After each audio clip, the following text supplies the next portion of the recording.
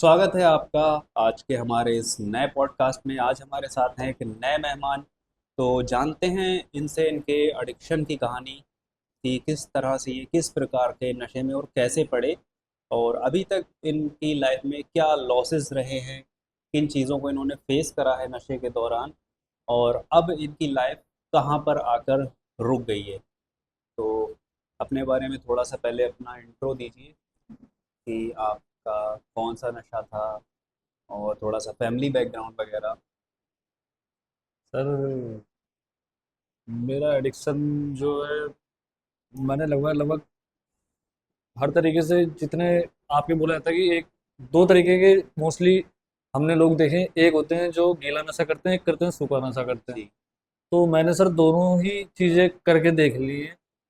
और जो मेरा मेन एडिक्शन रहा है वो सूखे नशे को लेकर ही रहा है। उसमें मेरी शुरुआत तो सिगरेट से लेकर के चरस, गांजा, उसके बाद फिर धीरे धीरे स्मैक में आकर के इंजेक्शन, इन सब में घुस चुका हूँ अच्छे से। तो अभी लाइफ जो है आकर के रुकी लास्ट में, फिर अपना शरीर वगैरह सब चीज़ देखा तो फिर एक डिसीजन, जब मैं नशा करता था उस टाइम पर, फिर एक और डिसीजन लिया कि भाई इंजेक्शन में तो मौत ही दिख रही थी मुझे सामने, क्योंकि ऐसा हुआ है मेरे साथ कि मैं मरते मरते बच रखा हूँ। तो मैंने कहा इंजेक्शन को थोड़ा साइड कर दो, नहीं रहा जा रहा, तो फिर मैंने दूसरा एडिक्शन चूज़ किया। वो कॉस्टली बहुत था। इसमें जितनी मेरी डोज हो रही थी मैं उसको एफर्ट नहीं कर पा रहा था डेली। घर में सर एक दिन झूठ बोल लिया, झूठ दो दिन बोल लिया, रोज रोज घर वाले हर किसी के एग्री नहीं करते हैं ना, पैसे देने को मानते हैं। तो मेरा भी ऐसी सीन था।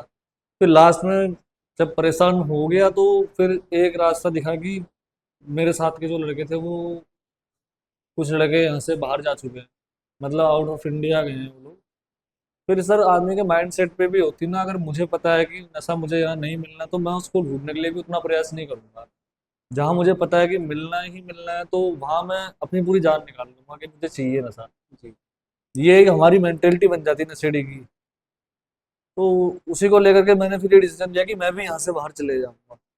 अब उसके लिए जरूरी था कि पहले नशा जब छोड़ दूँ, नशा छूट जाए, उसके बाद जा करके वो चीज़ एक पॉसिबिलिटी दिखाई देती है कि हाँ, बाहर जा करके भी मैं उस नशे को कहीं सर्च ना करूँ वहाँ जा करके, कि मुझे परेशानी नहीं होनी चाहिए, उसकी क्रेविंग नहीं होनी चाहिए। फिर मैंने खुद डिसीजन लिया, घर वालों को कन्विंस किया कि एक बार लास्ट बार मैं रिहैब चले जाता हूँ।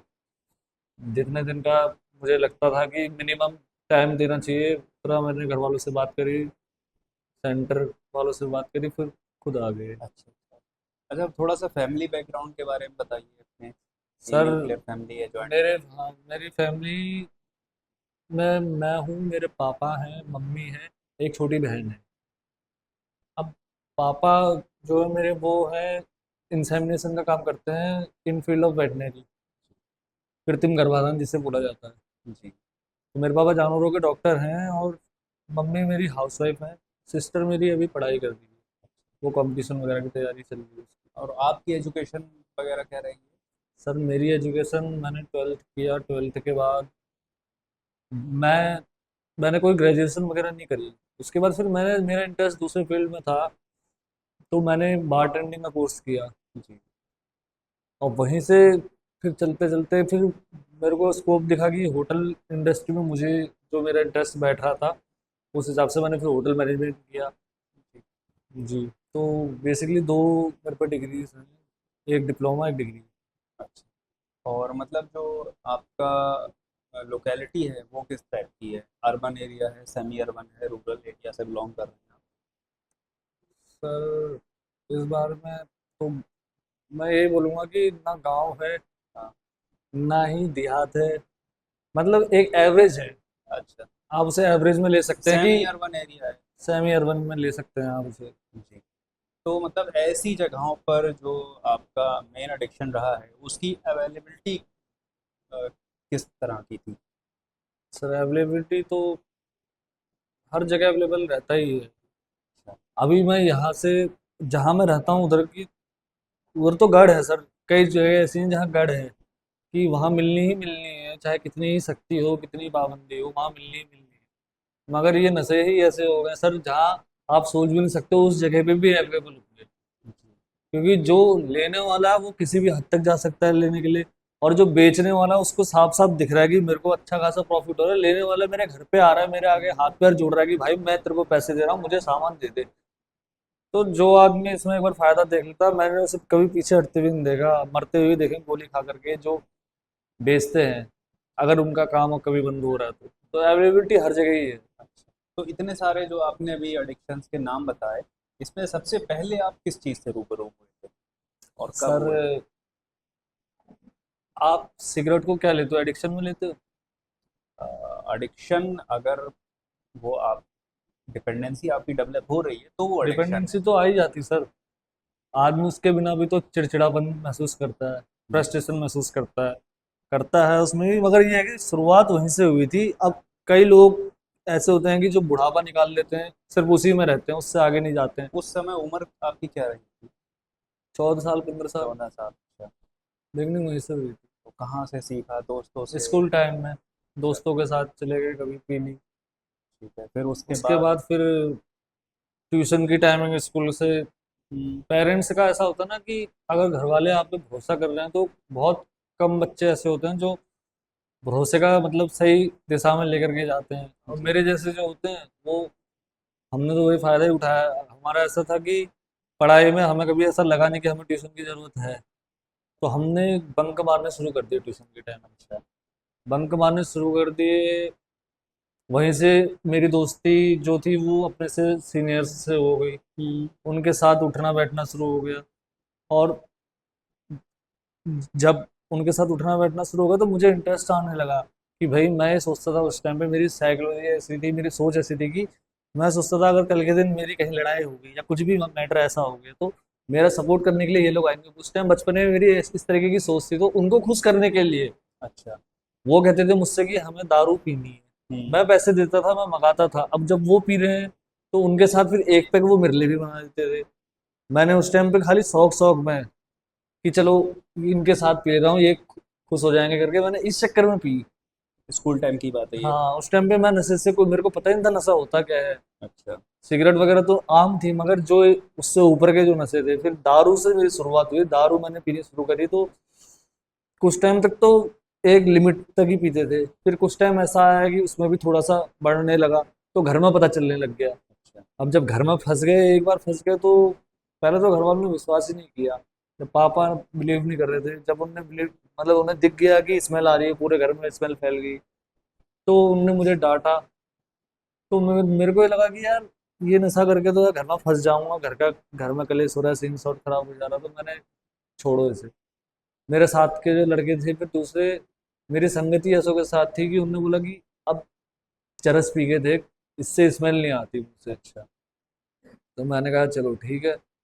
वही ट्यूशन टाइम में सब रूटीन वैसा ही था। तो चरस पी, तो चरस पी करके घर में फंसा नहीं। कुछ टाइम तक, 1 साल तक लगभग लगभग चरस का एडिक्शन भी किया। अच्छा। फिर उसके बाद जब मैं 12th क्लास में, ये मेरी जर्नी है 11th क्लास तक की, जब हम्म, मैं चरस के एडिक्शन में था। तो जब मैं 12th क्लास में आया तो एक दिन सर, जैसे स्कूल से छुट्टी वगैरह पड़ती है गर्मियों हाँ, के टाइम पे हाँ। हर स्कूल में, तो मेरे भी स्कूल में पड़ी थी। अब मेरे साथ ना मेरे जैसा ही एक दोस्त बैठा था। अच्छा। हम दोनों की प्लानिंग ये चल रही थी कि गर्मियों की छुट्टियों में यहाँ से गोवा चलते हैं। हम्म, हमारे वहाँ चरस मिलती थी सस्ती। अच्छा। वो मुझसे कह रहा है कि हम वहाँ जा करके इसे बेचेंगे। हम्म, अब सोचो 12th क्लास में पढ़ने वाले दो लड़के, हमारी बातें इस लेवल की चल रही हैं कि हम इसे ले जा करके बेचेंगे, वहाँ बहुत महंगी बिकती है, अच्छा। हमारा खर्चा भी निकल जाएगा और पीने का भी हो जाएगा। मैं उसकी बातों में आ गया। मैं बहुत जल्दी दूसरों पर भरोसा कर लेता था, मेरी सबसे बड़ी कमी ये भी रही। मैं अपने घर गया, मैंने अपने घर वालों से बोला कि मैं गर्मियों की छुट्टियों में कहीं बाहर निकलना चाहता हूँ और मैं देखना चाहता हूँ कि काम कैसे करते हैं बाहर लोग, अच्छा। क्योंकि मैं 12th में हूँ, इसके बाद किस लाइन में जाना है मेरे को सब चीज़ देखना है। तो एक बार मैं सोच रहा हूँ कि छुट्टियां भी पड़ी हैं, मैं जाकर देख लेता हूँ, मुझे ये भी पता चल जाएगा बाहर कैसे रहते हैं लोग, कैसे काम करते हैं, ये सब चीज़ें प्रैक्टिकली कैसे रहती है मैं देख लूँगा। मेरे घर वालों ने बोला बहुत अच्छी बात है अगर तू इतना सोच रहा है अभी से। बोले चल ठीक है तू जा। उनने खर्चे के लिए जो पैसे दिए थे मुझे, 6-7 हज़ार रुपये टिकट का, आने जाने का जो भी दिया, मैंने उसकी ले ली चरस। उस लड़के को बुलाया, उसके साथ पी। वो मुझसे बोल के गया कि मैं अपने घर जा रहा हूँ, मैं भी तैयारी करके लाता हूँ। वो आया ही नहीं वापस। अच्छा। अब मेरे साथ हो गया धोखा। चलो वो टाइम तो निकाल दिया कैसे भी। हम कुछ दिन के लिए घर से चले गए बेंगलोर। हम्म, वहां जाकर के फिर जैसा घर में बोला था वैसा ही किया। तो आप 12th क्लास में थे, एज क्या रही होगी उस टाइम आपकी? 15 ईयर्स होगी, 15 साल। और 15 आपके घर वालों ने आपको अकेले गोवा जाने की परमिशन दे दी? दे दी थी सर। ऐसा क्यों? घर में अकेला था, लाडला था, जैसा मैं बोलता था सब चीज तो कोई मानते थे। सेफ्टी सिक्योरिटी वगैरह का इशू? सिक्योरिटी वगैरह का कोई इशू नहीं, घर वालों को ट्रस्ट था उस टाइम पे। अच्छा। उस टाइम पर घर वालों को ये लगता था कि हमारा लड़का होना है, क्योंकि सर मैंने एक चीज हमेशा नोटिस करी कि नशेड़ी आदमी ना अपनी लाइफ में एक्स्ट्रा ऑर्डिनरी रहा होता है शुरुआत से। ये तो अभी पीक लेवल आया है कि हमारी जो डिस्ट्रैक्शन, जिस वजह से हम भटक गए और फिर हमारी जो बर्बादी शुरू हुई। मगर उससे पहले अगर आप किसी की भी एक बार के लिए देखोगे तो मोस्ट ऑफ पीपल, मतलब ज्यादा लोगों में आपको यही दिखेगा कि जो जहां से शुरुआत करता है, हमारे मन में एक जिज्ञासा रहती है कि हर चीज को हम पहले करना चाहते हैं। अच्छा। तो नशे का भी सर, अगर मैं अभी देखूँ ना, जो मेरे भाई था वो मेरे से एवरेज था, मतलब हम्म। बिलो एवरेज था, कम था, पढ़ाई में भी थोड़ा कमजोर था, मगर वो कतराता था इन सब चीजों से। अच्छा। मैं हिम्मत वाला था। तो मैंने नशे की चीज में भी मैंने ये सोचा कि एक बार मैं ट्राई करके देखता हूँ। मुझे तो भी कहते थे कि ये बर्बाद गलत चीज है, सिगरेट मत पिया करो, सुना तो हमने भी था, मगर हमारे अंदर ये था कि एक बार करके देखना है। बस इस करके देखना को ही लेकर के मैं आगे बढ़ता गया नशे की चीज में। मेरे घर वालों को इस चीज से बिल्कुल भी पता नहीं था, इन सब चीजों के बारे में। अच्छा। फिर वो मतलब कुछ नहीं जानते थे इन सब चीजों के बारे में, ये सब एकदम साइड रह के चलती थी उस टाइम तक। तो घर वालों को कब पता चला? जब मेरे एडिक्शन बढ़ गए, जब चरस से हट करके फिर स्नैक में मैं आ गया। अच्छा। ये तब हुआ जब मैंने अपने घर वालों से, यही गर्मियों की छुट्टियां चल रही थी मेरी, जो मैं हम्म। अभी बता रहा था। तो मैं देहरादून गया था घूमने के लिए, हरिद्वार गया घूमने, वहां से देहरादून गया तो कुछ लड़के मिले, जहां से मैंने बार टेंडिंग करने का डिसीजन लिया। जी। वो डिसीजन भी मेरा नशे के कारण ही लिया गया था। स्मैक मिलती थी देहरादून में उस टाइम पर, सन 2016 की बात बता रहा हूँ। तो हम लोग गए। अब खटी, मैं जहाँ रहता हूँ ना, तो उस जगह पर ये डर मन में डर रहता था, सुना तो वहां भी था हमने स्मैक के बारे में, हमने कभी ट्राई नहीं किया। क्यों? क्योंकि हमें ये डर लगता था, हमने सुना था कि आदमी 2-2 दिन तक सोए रह जाता है। मैं घर भी जाना है, घर वालों को पता चल जाएगा ना, यहाँ नहीं करेंगे इस चीज़ को। अब हम जब देहरादून गए थे तो वहां पर मेरे साथ 2 लड़के थे, बाकी और लोग थे। घर से भी छुट्टी यहाँ चल रही थी, किसी को कुछ नहीं पता था। ऐसे ही मेरे साथ के कुछ लड़के ड्रिंक वगैरह कर रहे थे, उन्होंने बोला कि आज स्मैक करके ट्राई करते हैं। मैंने कहा ठीक है, ले आओ। ले करके आए, मैंने पी। तो सर उसका नशा मन में ऐसा बैठ गया कि बस उसके बाद मैंने वहां जा करके डिसीजन लिया कि अब मैं घर जाऊंगा तो घर से इस बहाने से यहाँ आ जाऊंगा। मैं बार टेंडिंग, घर वालों से बोला मैंने, मैं बार टेंडिंग करने के लिए देहरादून जा रहा हूँ। मैंने कॉलेज में एडमिशन वगैरह लिया अच्छा। और मैं फिर देहरादून ही शिफ्ट हो गया हम्म। कुछ टाइम के लिए। मगर वहां मेरा रूटीन ऐसा चलता रहा कि दवा के नशा किया जितना टाइम रहा। खाना पीना छोड़ दिया, घर से अलग था ना, घर वाले तो खाना भी देते हैं, सब चीज़ तो देते वहां हैं। जाने की वजह ही नशा रही थी आपकी तो? नशा ही रही थी। एक्सपोज आप यहीं हो गए थे नशे से, अपने होम टाउन में? फिर आपका कोर्स कंप्लीट हुआ? सर वो भी बीच में ड्रॉप करना पड़ा था। ड्रॉप करना पड़ा? 3 महीने रहा था मैं सिर्फ वहां पर, और 3 महीने में उस टाइम सन 2016 में, अभी से 8 साल 9 साल पहले की बात बता रहा हूँ, उस टाइम पर मेरा पर डे का खर्चा 1000 रुपये से ऊपर ही था। और वो सिर्फ नशे में जाता था, 500 रुपये की एक बार की डोज आती थी। हम्म। मैंने प्लस घर वालों से ये बोला कि मुझे एक गाड़ी भी चाहिए यहाँ अच्छा। अप डाउन करने के लिए, मेरा कॉलेज दूर है। हम्म। फिर जब घर वालों ने एग्री, घर वाले, मैं अकेला था, मेरे आगे अधिकतर उन्हें वो झुक जाते थे बेचारे, कि उन्हें लगता था कि हाँ इसे सही में जरूरत होगी, बाहर रह रहा है लड़का, पहली बार घर का कोई लड़का बाहर पढ़ाई करने के लिए गया। अब उन्होंने, अगर मेरा कोई भाई होता, बड़ा भाई, उससे देखा होता कि खर्चा किस हिसाब से लगता है बाहर, तो वो मुझे भी उसी हिसाब से देते। जी। उन्हें ये लगता था कि बाहर खर्चा ज्यादा होता है, तो वो मुझे देते रहे। मैं हर हफ्ते 10,000 15,000 ऐसे मांग कर रहा हूँ, वो भेज दे रहे हैं वहां से। मगर जब मैं घर आया छुट्टियों में तो मेरा शरीर देख रहे एकदम खत्म। फिर कुछ टाइम बाद मुझे ऐसा लगा कि भाई देहरादून मेरे लिए बना ही नहीं है, मैं यहाँ से घर चले जाता हूँ वापस, अभी भी मौका है। ऐसा क्यों आपको एहसास हुआ? सर जिस दिन नशा नहीं किया ना, उस दिन घर की बड़ी याद आती थी। अच्छा। उस दिन रोता था मैं अकेले में बैठ कर के, क्योंकि ये गलत डिसीजन ले लिया मैंने अपनी लाइफ का। फिर ऐसे करके तो एक दिन मैंने मेरे घर वालों का फ़ोन वगैरह आया, तो मैंने उनसे बोला कि मैं वापस आना चाहता हूँ। मतलब 12th में ड्रॉप करके गया था, मैंने बोला प्राइवेट डाल दूंगा, और मैं अभी बार टेंडिंग कर रहा हूँ। मेरे साथ के लड़के जब तक 12th पास आउट होंगे तब तक मेरी बार टेंडिंग पूरी हो जाएगी, मेरी जॉब लगेगी सीधे। घर वालों ने पहले मना किया, मगर मेरी जिद थी जाने की, तो वो माने फिर उसके बाद। उनने बोला चलो सही है, देर से ही सही, तुझे समझ में तो आई, वापस आ जा, तेरा हम फिर से स्कूल में एडमिशन करा देंगे 12th में, तो अपनी पढ़ाई पूरी कर पहले, उसके बाद तू डिसीजन लेना कि तुझे किस फील्ड में जाना है, क्या करना है करके। अब मैं वापस आ गया, मगर उन्हें नहीं पता था कि मैं सिकनेस वाला मतलब एक मरीज बन चुका हूँ। नशा कंटिन्यू प्लान में, पहले जब तक चरस वगैरह पीता था ना, वो रूटीन में उतनी नहीं थी, अगर मुझे ना भी मिले तो मैं रह लेता था, मुझे कोई ऐसी परेशानी नहीं होती थी सर जैसी अब होने शुरू हो गई थी जब से मैं स्मैक लेने लग गया था। ऐसे करते करते स्कूल जाने से पहले मैं ड्रग्स लेने के लिए जाता था, स्मैक लेने के लिए जाऊंगा, और फिर स्कूल से आने के बाद कभी पैसे हुए तो कर लिया, वरना सुबह तो चाहिए ही चाहिए होती थी, वरना सर स्कूल में 6 घंटे 8 घंटे निकालने में बड़ी दिक्कत पड़ जाती थी। तो फिर स्मैक के बाद आप कौन से नशे पे गए? फिर इंजेक्शन में आएगा, इंजेक्शन कौन सा लगा? 3 साल बाद एविल और स्मैक के ही इंजेक्शन लगा दिए। ऐसा था सर, स्मैक में खर्चा हो जाता था बहुत ज़्यादा, जी। स्मैक में खर्चा ज़्यादा होने के कारण फिर हमें किसी ने बताया, हमारे जैसी जो नशा करते थे वो लड़कों ने बताया कि इंजेक्शन लगा के देखो एक बार। अब शुरू में तो डर लगती थी इंजेक्शन नाम सुन के, जब नशा उनने इंजेक्ट किया तो पता चला कि यार इसमें तो ऐसा नशा हो रहा है जैसे मैंने 2,000 रुपये खर्च करके इसमें जितनी ले ली उतना मेरे को 300 रुपये के इंजेक्शन में काम हो जा रहा है मेरा। अच्छा। मैंने कहा ये तो सस्ता पड़ जा रहा है हमें, ये नहीं पता था कि शरीर की ऐसी हालत कर देगा। तो फिर इंजेक्शन लगने शुरू हो गए, और घर पे भी पता चल। इंजेक्शन कितने समय तक आपने लगाया?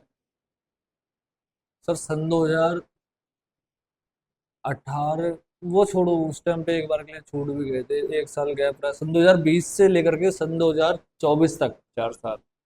हाँ, उसमें मेरे 6 6 महीने के ट्रीटमेंट भी रहे हैं, अच्छा। कंटिन्यूस नहीं रहा, क्योंकि घर वाले मुझे मरता देख करके मुझे सेंटर में डलवा देते थे, हम्म। इस वजह से मैं जिंदा हूँ अभी। अगर वो औरों की तरह करते, अगर ये 4 साल अगर आप लगातार टीके लगाते तो? मैं जिंदा ही नहीं होता अभी तक, मैं मर ही जाता सर, एक ही साल में मर जाता।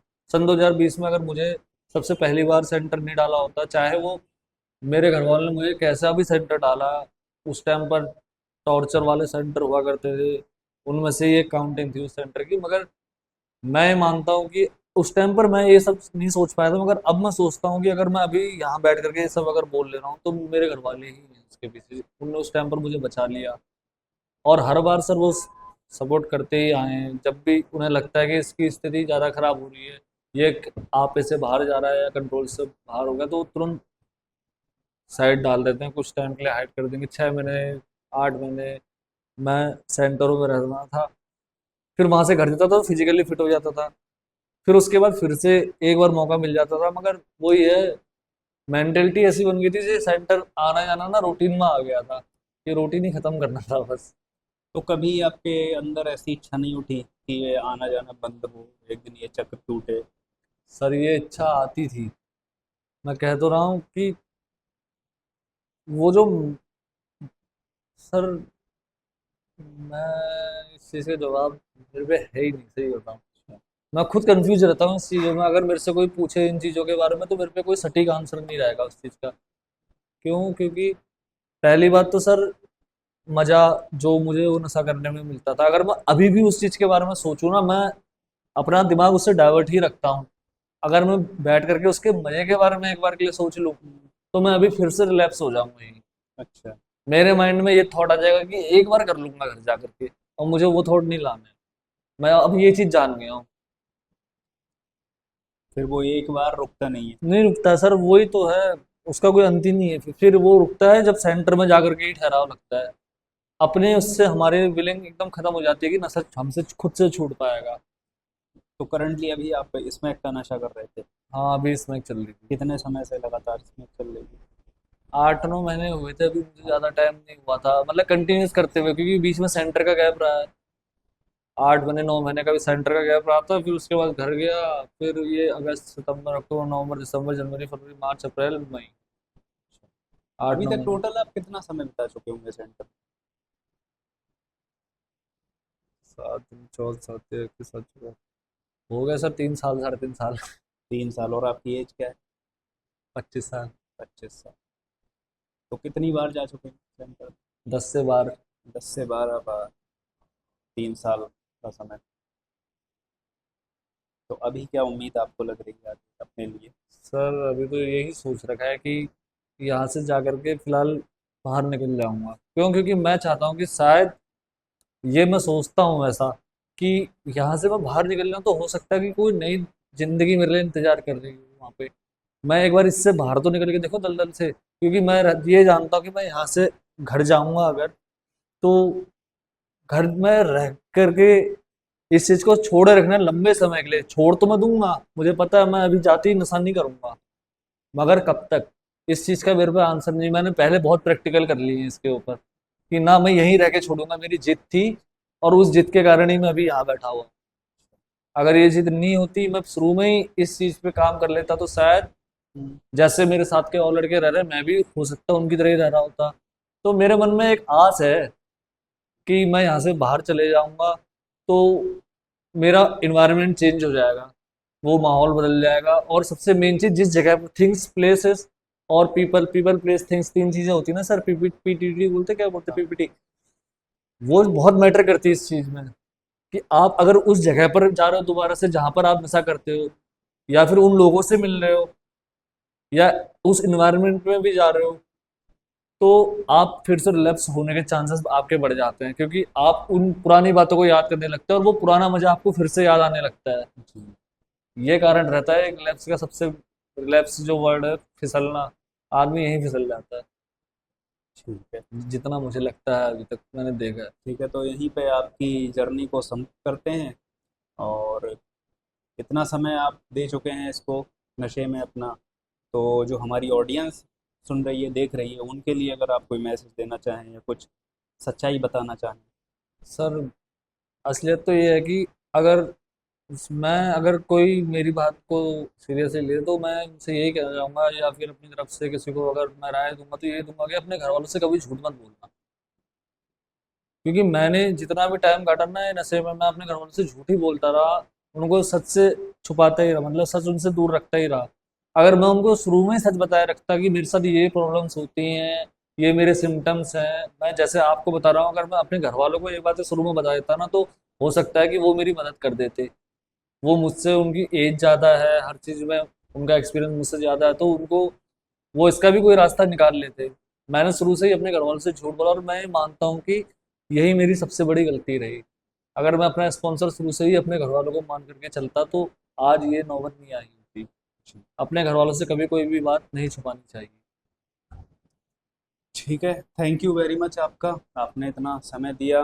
तो जाना हमने इनके बारे में, काफ़ी सारे लॉसेस रहे हैं जिनको पूरा करना इम्पॉसिबल है हम्म। शायद, जो कुछ भी खोया है। बाकी आप लोगों के लिए यही मैसेज है कि जो भी, अगर आप जिस भी गलत गतिविधि में पड़े हैं, तो अपने घर वालों से ना छुपाएं उस बात को, क्योंकि जब तक आप शेयर नहीं करेंगे, प्रॉब्लम बताएंगे नहीं, उसका सोल्यूशन कैसे निकलेगा।